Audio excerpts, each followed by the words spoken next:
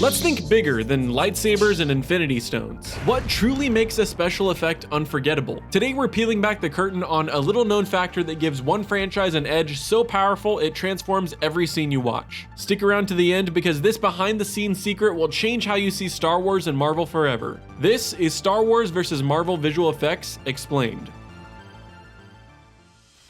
First, we need to get clear on some terms I'll be mentioning throughout the video. Special effects, or SFX, are the physical on-set effects you see. Think rain towers, fog machines, controlled explosions, animatronics, and prosthetic makeup, all captured in camera under the guidance of a special effects supervisor. These practical effects give actors real things to interact with and add a tactile authenticity that digital tools alone just can't match. Visual effects, or VFX, cover anything added or altered in post-production, including green screen compositing, digital matte paintings, rotoscoping, and even virtual production techniques like ILM Stagecraft LED volumes. A VFX supervisor is there from pre-production through shooting to make sure every plate can seamlessly integrate with digital elements. And computer-generated imagery, or CGI, is a subset of VFX, any visual element created entirely on a computer. That includes characters, vehicles, environments, and more. CGI workflows involve asset creation, which is modeling, texturing, and rigging, animation and effect simulation for water, fire, or hair,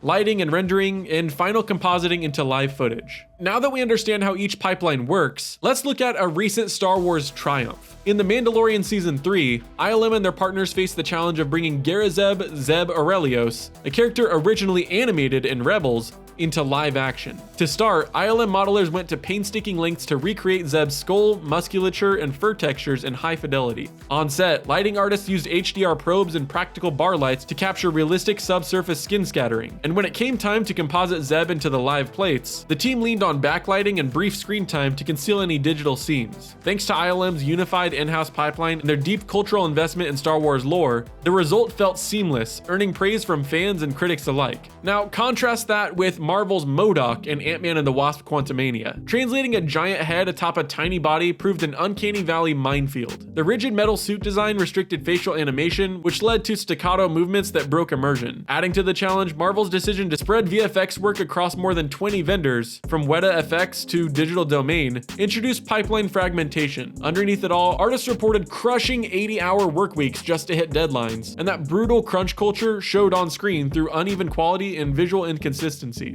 When we line up these two examples side by side, the differences become stark. Star Wars benefited from a single cohesive ILM workflow, meticulous asset builds, and a strategic use of lighting and editing to hide imperfections. By contrast, Marvel's fragmented vendor network and design constraints left MODOK's extended screen time vulnerable to exposed flaws. On the working side, ILM teams reported manageable schedules, whereas the Quantumania crews faced severe understaffing and burnout. The end result? Zeb's surprise cameo felt like a triumph of realism, while MODOK's appearance drew criticism for its unsettling visuals. Now, as a lifelong fan of both universes, I appreciate the ambition behind every Marvel spectacle in Star Wars saga. Yet lately I've noticed a gap in effects quality that I just can't ignore. Star Wars' measured pace, in-house pipeline, and judicious cameos feel crafted and cohesive, while Marvel's rapid output and sprawling vendor network sometimes pull me out of the story. I'm rooting for both studios to keep innovating, but right now, the edge clearly goes to Star Wars. And Industrial Light and Magic isn't resting on its laurels. They're still pushing the boundaries in the effects department. Their LED volume tech, developed for The Mandalorian, uses Sony micro LED panels and Unreal Engine, a video game engine,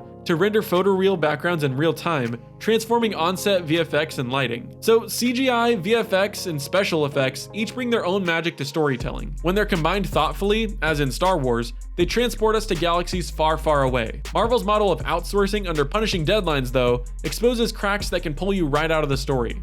With ILM's ongoing innovations in virtual production, de-aging, and simulation, the future of visual effects, though, is brighter than ever. Thanks for watching, don't forget to like and subscribe, and I'll see you in the next video.